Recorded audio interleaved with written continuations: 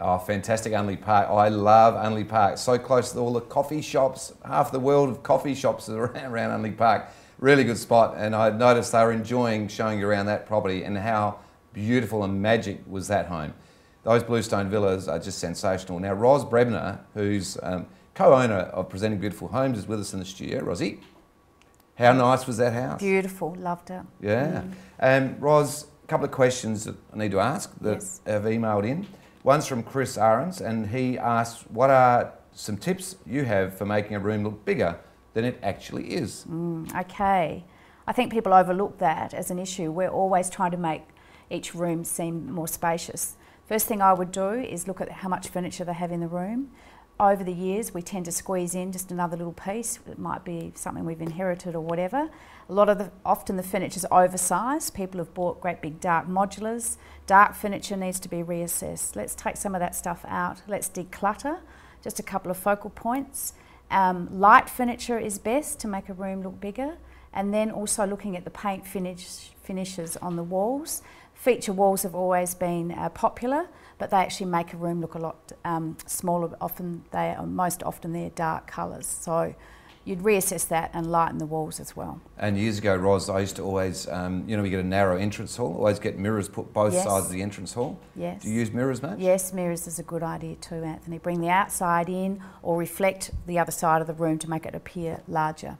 Now, I'm assuming you still get all the bushes cut back, down the side of houses. Bushes grow so big, people forget about it. Yes. Just completely block out windows. Yep. So there's access right through, absolutely. And what about, do you still remove insect, the fly screens? Fly screens and Fly screens often will make a room seem a lot darker, particularly the security screens a lot of people have.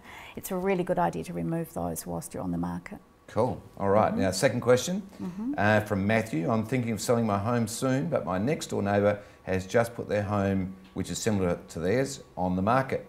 Would it be an advantage or disadvantage trying to sell my home if I put my property on the market at the same time? I have a view, but you'd have a better view. Now, let's hear from you, Well, Ros. I think if someone else is on the market in my street, I'd love to have my house on at the same time. He's saying that his is similar to something else already on the market. I'd want to make sure that his looks a lot better, so that he will then get the fallout from the visitors and buyers that are looking at the other property. So it's all about presentation. It is, absolutely. Absolutely agree with you there. And the only other thing that I think is good about, or the advantage of having two on, is you're attracting a lot more people into the location. The disadvantage, well, you're competing, but you're going to compete anyway, so exactly. It's not a big deal. So the answer is, if you're ready to sell, just sell when you're ready. That makes sense? Anyway, you know what I mean. Thanks, Ros. Thank you, Anthony. That was fantastic. Thank you. Now let's go and have a look at some hot properties.